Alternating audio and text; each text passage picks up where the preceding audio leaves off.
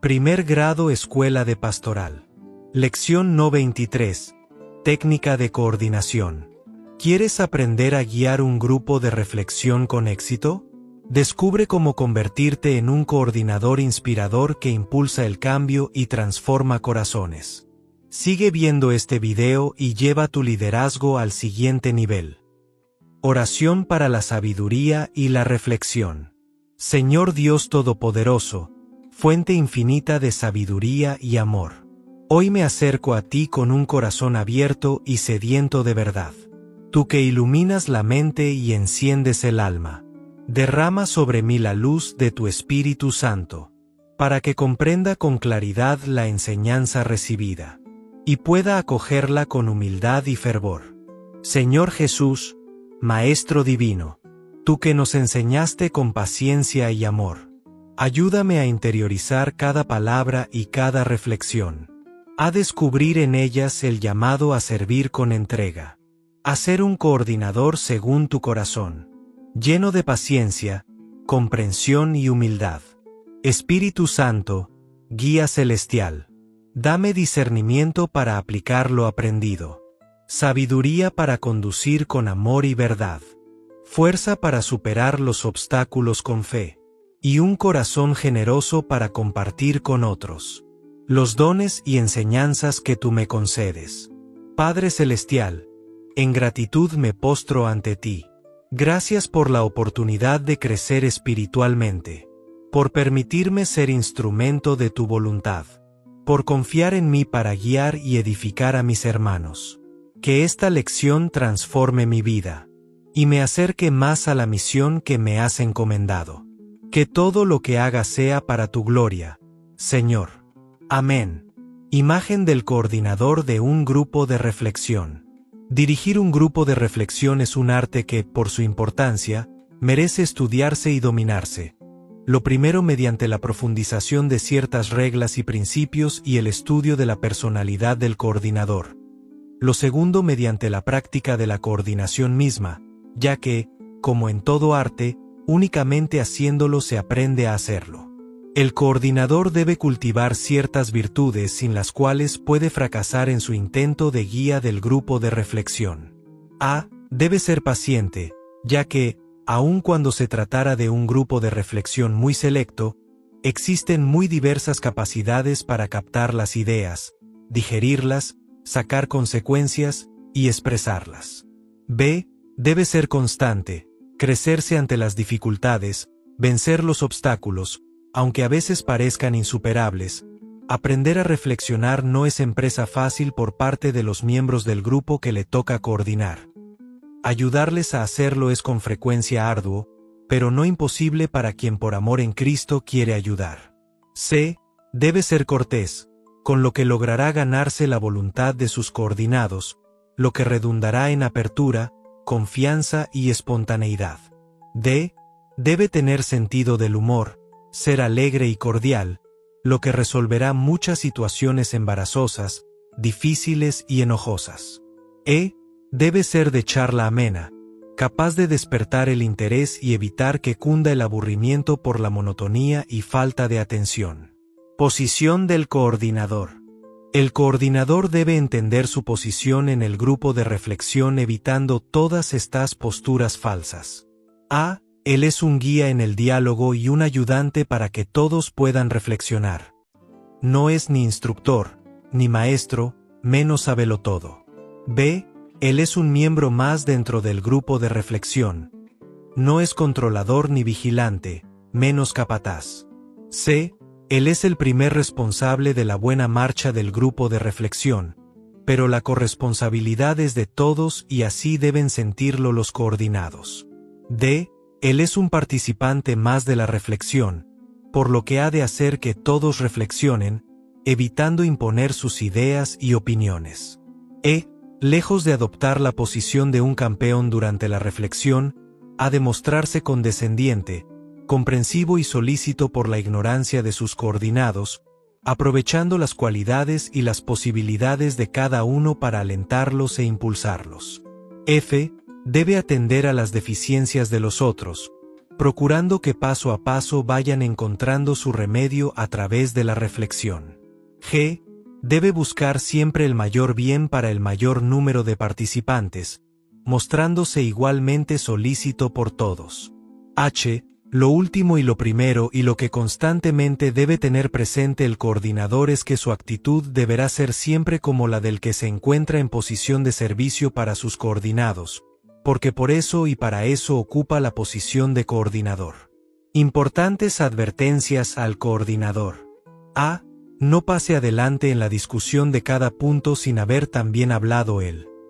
Él es también un miembro del grupo de reflexión. B. No deje transparentar su propia opinión antes de tiempo, pues esto o quita el interés, o desalienta, o hace que sus coordinados adquieran el vicio de esperarlo todo de él, ahorrándose el esfuerzo personal. C. Sea en todo tiempo amistoso y controle el tono de su voz. D. Resuma de vez en cuando los puntos ya reflexionados con objeto de que se fijen en la memoria de sus coordinados y les sirva esto de orientación para lo que sigue adelante. E. Lleve a los participantes a una discusión serena, profunda y completa de cada punto, haciendo que de ello obtengan conclusiones. F. Use de su personalidad de coordinador en la medida que fuere necesario para dar mejor servicio, sin olvidar que está dando servicio. G. Ayude a los participantes a entenderse y ponerse de acuerdo, teniendo siempre presente que él es solo un mero instrumento para que así suceda hasta donde sea posible al tocar cada punto. H. El coordinador es ante todo servidor de la verdad, por lo que deberá, hasta donde le sea posible, evitar que el error flote, se mezcle o se instale en la mente de sus coordinados. Y, lo más difícil y necesario para ser buen coordinador son dos cosas: que sea capaz de tolerar que los demás sientan y opinen en forma diferente a su propio pensamiento, y que lleguen a la verdad por propia convicción, teniendo siempre presente que el principio de todos sus afanes está en aquellas palabras de Cristo, su Maestro y modelo. El Hijo del Hombre no ha venido a ser servido, sino a servir y a dar su vida como rescate por muchos.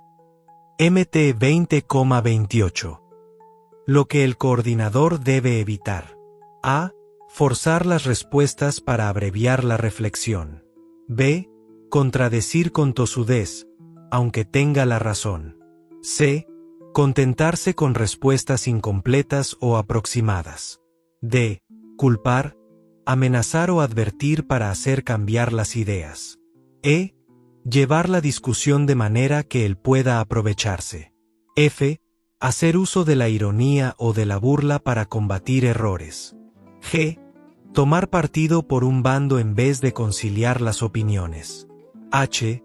Desentenderse de los que no participan o están equivocados. I.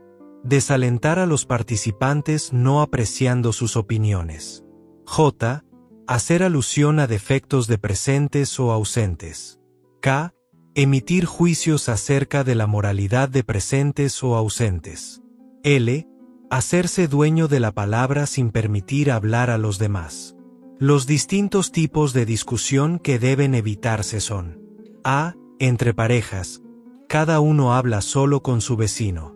B. Lateral. Dirigiéndose únicamente hacia un lado del grupo.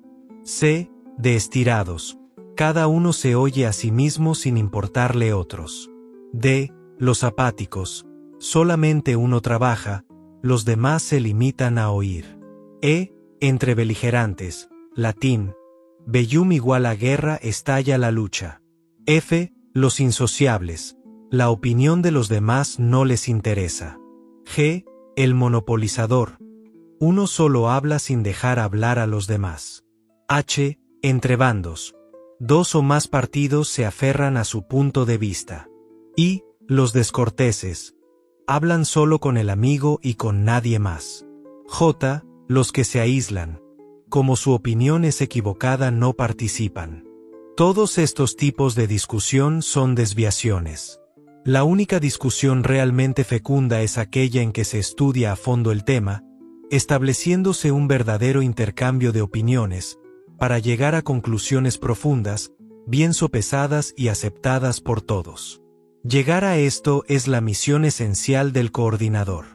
La dinámica del grupo de reflexión. La dinámica, griego, dínamos igual a fuerza, del grupo de reflexión estriba en la habilidad del coordinador para llevar a conclusiones claras, sustanciosas, sencillas pero completas y veraces a su grupo.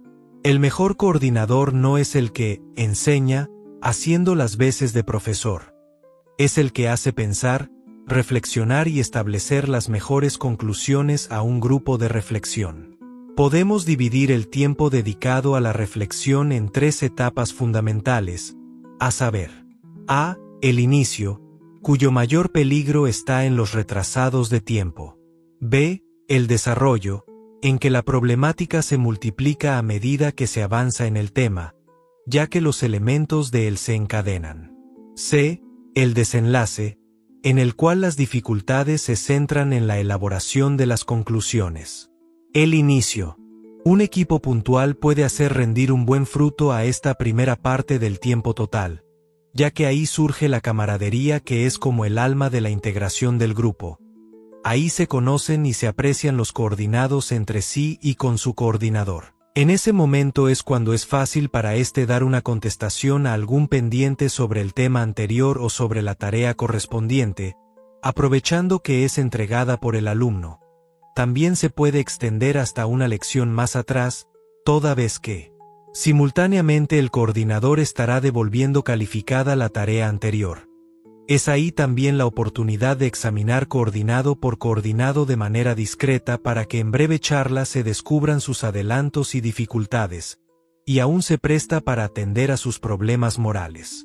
La ausencia por retraso del coordinado va a impedir la motivación previa al estudio del tema al punto de que se notará la diferencia entre el puntual y el impuntual al adentrarse en la reflexión. Por todo ello es importantísimo que el coordinador inste a sus coordinados a llegar a tiempo. Es notable el adelanto que se consigue en grupos puntuales en comparación con los tardíos. En las primeras sesiones del grupo de reflexión, al pasar lista de asistencia, el coordinador puede aprovechar el momento para que cada uno de los miembros haga su presentación dando a conocer brevemente los puntos más significativos de su vida.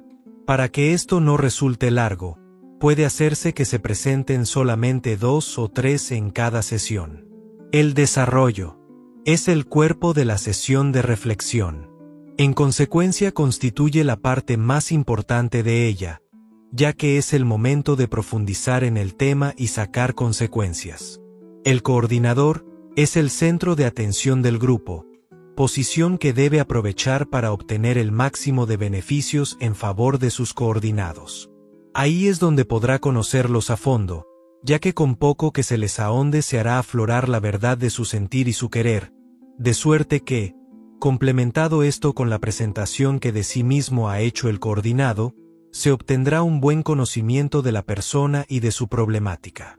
No olvidemos en todo esto que la ascendencia que de esta manera va tomando el coordinador sobre sus coordinados, es en función de servicio, para ayudarles a construir dentro de sí el hombre nuevo que dice San Pablo en Ef 2,15.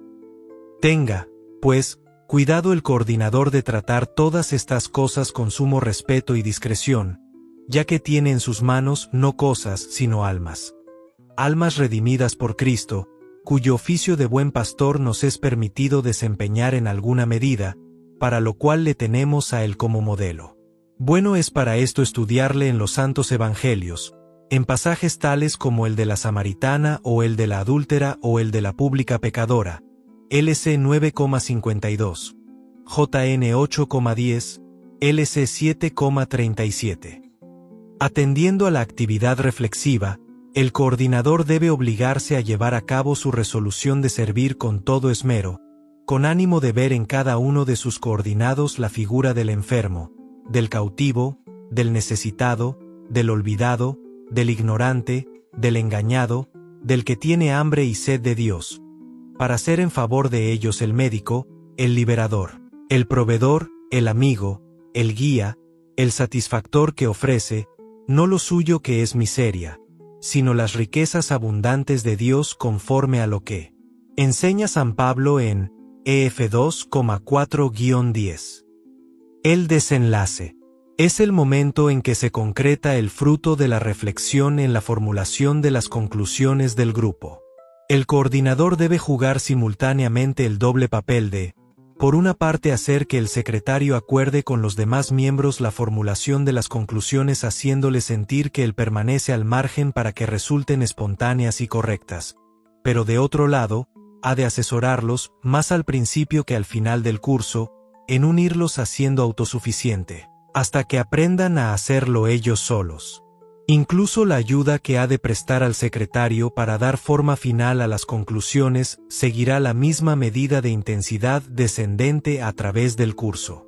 El coordinador enseñará al grupo, particularmente a los secretarios según vayan fungiendo en turno semana a semana, a formular conclusiones de contenido correcto y apegadas a la verdad, expresadas con claridad, breves pero suficientes y de especial importancia, que reflejen el sentir de todos, o al menos de una gran mayoría. Si alguno o algunos disintieran del sentir general apartándose de las respuestas correctas con inclinación al error, y no cedieran en esto, podrán expresar su propia opinión más adelante durante el foro, con lo que tendrán ocasión de rectificar sus juicios al tratarse el tema a nivel de asamblea. El coordinador dará orientaciones a los secretarios acerca del modo de expresarse con corrección, con voz clara y fuerte al leer las conclusiones, haciendo particular hincapié en que no se trata de exponer conclusiones personales suyas, sino el sentir general del grupo. Si el secretario quisiera dar juicios propios, así lo advertirá a la asamblea. Algo muy importante que nunca debe olvidar el coordinador es provocar en los miembros del grupo la toma de resoluciones que signifiquen un cambio de vida, llevar a la vivencia el contenido del tema, ya que si el estudio y la formulación de conclusiones no pasaran del terreno del puro conocimiento, sin transformar el modo de ser del hombre, real y verdaderamente no existiría fruto alguno en él. Prácticas de coordinación. La coordinación del grupo de reflexión no es una ciencia, sino una técnica, y en consecuencia, la preparación del coordinador después de haber dejado sentados los principios generales de coordinación, consiste en repetir una y otra vez ejercicios de coordinación. La Escuela de Pastoral, según el método aprobado por la jerarquía en su fundación, tiene como columna vertebral de su enseñanza el grupo de reflexión. Esto es, que la exposición del tema y la tarea son elementos coadyuvantes, latín, cou igual a en compañía, adjuvare igual a ayudar. Así, coadyuvante es el elemento que acompaña en ayuda a algo que es principal, a lo esencial, el grupo de reflexión. Malamente podría realizarse la reflexión si no contribuyera como antecedente la exposición del tema. Todo pararía en la concientización momentánea de lo reflexionado si no fuera seguido de un factor de fijación en nuestra conducta. El elemento fijador en nuestro método es la tarea. Pero lo principal, lo esencial, es el grupo de reflexión, ya que no solamente nos hace recordar lo expuesto, ni repasarlo mediante el repaso de una pausada y personal lectura de la lección, sino que entran en juego la lenta rumia de las ideas y su reflexión, pero enriquecidas por las aportaciones de varios en una común consideración. Esta es la pérdida de alimento moral y espiritual que se experimenta cuando el alumno se priva de la reflexión en común, que por ello en el reglamento del instituto se previene que quien no se nutra con el grupo de reflexión, al menos dentro de mínimos especificados por la calificación, se considera como no cursante. Asimismo, se previene por esto que quien ingrese después de la lección número 16 a la escuela, ya no sea recibido como alumno, sino como oyente merecedor de la calificación D, que implica la repetición del curso. Y esto es aplicable a toda persona, aun a la que haya realizado anteriormente altos estudios sobre religión cristiana. De aquí que a partir del segundo grado, cuando el simple alumno pasa a ser miembro del equipo laico al servicio de la pastoral, debe tener en alta estima la reflexión en grupo, no solo porque él va a fungir como coordinador de grupo, subdirector, director, visitador o coordinador a nivel superior, sino porque él mismo tiene que seguirse alimentando en su formación, que no tiene fin con las ideas de los otros. Hay más aún, si tenemos fe en las promesas de Cristo, no hemos de olvidarla de su presencia mística en medio del grupo, MT 18,20, y su anunciada iluminación del Espíritu Santo, JN 16,7 y 13 a 14, sobre sus discípulos. Como técnica que es, la reflexión en grupo, y su coordinación sobre todo, debe ser practicada asiduamente durante este periodo de preparación de dirigentes. Practíquese entre los que van a formar los nuevos equipos de servicio en los centros antiguos y futuros. Con esto, además de conseguirse la eficiencia personal como coordinador, los equipos tendrán ocasión de conocerse, integrarse y entablar lazos de amistad entre los equiperos. Conviene reunirse por turno los equipos en el domicilio de cada uno de sus miembros durante la semana con el fin de proseguir este entrenamiento haciendo prácticas de coordinación. Conviene ocuparse de temas variados, aún profanos y de poca importancia. La descripción de una rosa, los inconvenientes de la mosca, noticias mundiales, etc. Todavía más, nómbrese a alguno defensor de lo indefendible. Este le encontrará por vía del absurdo cualidades a la mosca y tratará de convencer a sus compañeros de equipo, quienes mediante razonamientos lo reducirán a la aceptación de la verdad. Es un bonito y útil ejercicio. Un tema más de utilidad práctica para el equipo es comentar, con abundancia de detalles, las circunstancias de su centro, el salón, mobiliario, ornato, iluminación, tipo de personas entre la feligresía, etc. También son reflexionables los planes para preparar la misión previa a la iniciación de cursos y la iniciación misma. Lógicamente solo podrá hacerse este tipo de consideraciones cuando ya se tenga decidido, aceptado por el párroco, visitado y observado el centro mismo. Comencemos, pues, ya desde luego, a dar los primeros pasos para ello. La tarjeta de coordinación es el documento básico de la escuela de pastoral. Si la reflexión es el elemento primordial en su funcionamiento, la tarjeta de coordinación, al ser fiel reflejo de la coordinación, goza de capital importancia entre toda la documentación. La finalidad de la tarjeta de coordinación. La tarjeta de coordinación tiene por objeto determinar la calificación semanal del alumno para, como consecuencia, establecer la calificación mensual que habrá de ser uno de los sumandos en la determinación de la calificación final al hacerse los cómputos totales del año. Importancia de la calificación. Una puntuación no apegada a la realidad forzosamente arrojará datos falsos, sea de más o de menos. En el primer caso, cuando la calificación es superior a la merecida, el alumno obtendrá una falsa imagen de su aprovechamiento y sufrirá las consecuencias del engaño. Cuando, al contrario, las calificaciones son inferiores a las merecidas, producirán en el alumno el desaliento. Las dos situaciones son de malos frutos. En la primera el alumno acabará aflojando en el esfuerzo imaginando que no hace falta puesto que con poco obtiene buenos resultados inmerecidos. La segunda puede ser más perjudicial porque puede ser causa de deserción por desaliento en muchos alumnos que, con más justicia, hubieran perseverado. Finalmente, para la coordinación general es de suma importancia una calificación que refleje la realidad del alumno porque a través de ella puede detectar los mejores valores en su búsqueda de dirigentes que asuman las más altas responsabilidades. Viene a ser, así, la tarjeta de coordinación una guía de largos alcances porque, en suma, sobre su contenido se está tejiendo el futuro del instituto. Vea, pues, el coordinador cuánto importa que cada cifra que asiente en la tarjeta sea un dato digno de confianza porque sea veraz, justo y aprovechable.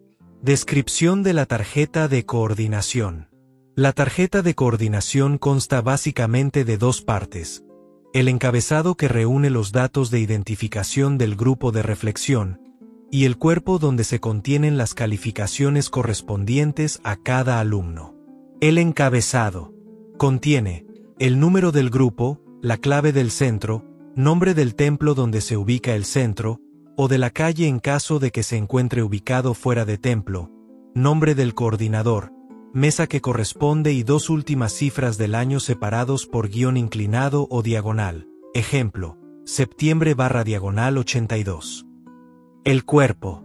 Como dijimos, en él se contienen las calificaciones correspondientes a cada alumno, su número de folio, nombre y apellido paterno, o de marido en mujer casada, y 5 columnas para calificaciones, correspondientes a otras tantas lecciones. Finalmente, una columna indicadora de la cuota de colegiatura cubierta o no por el alumno.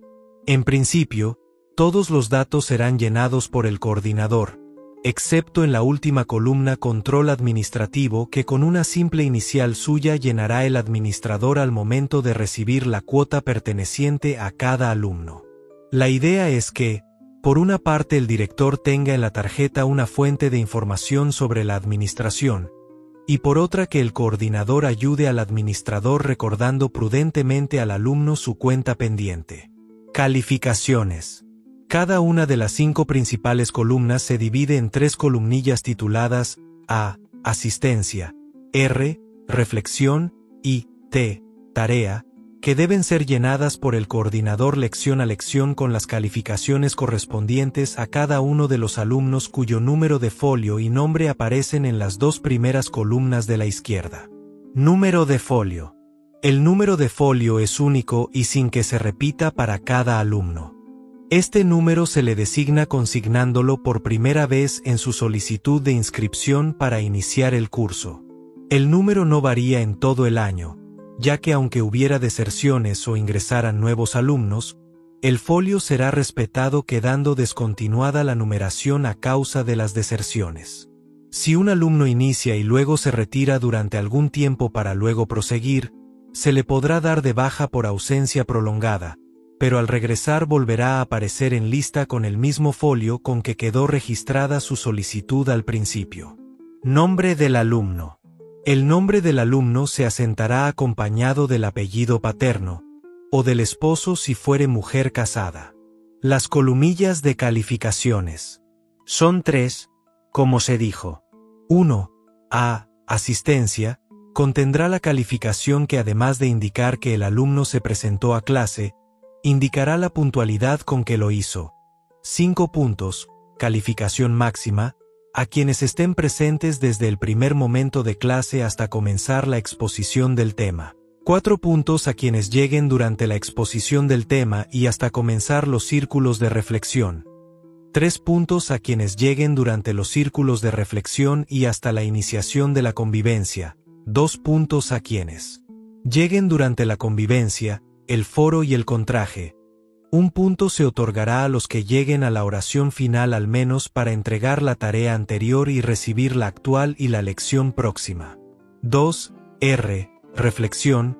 Consignará la calificación, siempre sobre 5 puntos como máximo, que merezca el alumno según se haya manifestado interesado, haya hecho aportaciones y haya captado las de los demás. La escala de valores, aplicable también para calificar las tareas, es esta: 5 excelente, 4 muy bien, 3 bien, 2 regular y 1 mal. No existe calificación 0. La falta de asistencia, la de reflexión por no asistir y la no entrega de tarea se simbolizarán por X. Nunca se dejará una casilla en blanco, ya que todas deben ser llenadas con número o con X. El coordinador debe ser muy perspicaz, para descubrir la verdad que se encierra en el alumno que reflexiona y aporta. Los hay de palabra y mente fáciles que, sin haber leído antes la lección y sin atender a la exposición del tema, son capaces de hablar y hablar para impresionar. Los hay, en cambio, con dificultad de palabra o de mente. Los primeros podrán comprender sin poderlo expresar, aparentando no entender. Los segundos no entenderán, se mostrarán cohibidos y hasta desinteresados. El coordinador habrá de identificar posibilidades y disposición, con ánimo de no cometer errores en sus juicios al calificar. 3. T. Tarea. Contendrá la calificación que arroje la tarea. Esta se calificará, pregunta a pregunta, con B, si es buena la respuesta, o con X, si es mala. La suma de buenas respuestas, ya que la tarea contiene 5 preguntas, aunque algunas sean compuestas, dará la calificación total de la tarea a razón de 1 punto por respuesta. El coordinador dará por buena la respuesta siempre que, parcial o totalmente, sea correcta. Para esto tomará en cuenta que no siempre se expresa correctamente el alumno. De aquí que deberá él buscar en el trasfondo de la respuesta, muchas veces mal expresado, lo que el alumno quiso decir. Cualquier cantidad de buen sentido, por mínima que sea, que contenga la respuesta dará por buena la contestación y el alumno acreditará por ello 1 punto. A cambio, el coordinador pondrá aclaraciones, asentará notas explicatorias, que orienten más al alumno. Ocasionalmente le felicitará allí mismo por escrito. También podrá calificarle, esto poquísimas veces, 3 o 4 en el año, con 6 y habiendo dado buena respuesta a las 5 preguntas, el alumno necesita un estímulo debido al esfuerzo que viene realizando. Como una concesión al alumno de primer grado, y únicamente a él, se aceptarán tareas atrasadas, cuya puntuación podrá sumarse de modo que en la lección donde se vacíen las calificaciones acumuladas aparecerá una cifra por concepto de tarea superior a 5 puntos. El coordinador procurará que se reduzca al mínimo la aplicación de la concesión porque su abuso puede dar resultados negativos. Más bien ha de instar de continuo a los alumnos a que vayan al corriente en la entrega de sus tareas. El coordinador, con la misma premura que exija a sus coordinados, deberá devolverles las tareas una vez calificadas y vaciadas las calificaciones en la tarjeta de coordinación. De este modo ellos tendrán una ayuda más para adelantar en su formación. Primer grado Escuela de Pastoral Cuestionario 23. 1. ¿Por qué un buen grupo de reflexión está basado en la lenta rumia de lo aprendido por cada uno de sus integrantes? Un buen grupo de reflexión está basado en la lenta rumia de lo aprendido porque permite que cada integrante interiorice, asimile y profundice en los conocimientos compartidos. La reflexión en común enriquece la comprensión al aportar diferentes perspectivas y ayuda a fijar el aprendizaje en la mente y el corazón. 2. ¿Cómo, mediante la reflexión, podemos ayudar a cada alumno? Mediante la reflexión, podemos ayudar a cada alumno brindándole un espacio donde pueda expresar sus pensamientos, clarificar sus dudas y descubrir nuevas perspectivas. La reflexión fomenta el crecimiento personal y espiritual, ayudando a cada uno a madurar en su fe y comprensión. 3. ¿Cómo puede el coordinador de un grupo de reflexión imitar a Cristo en su figura del buen pastor?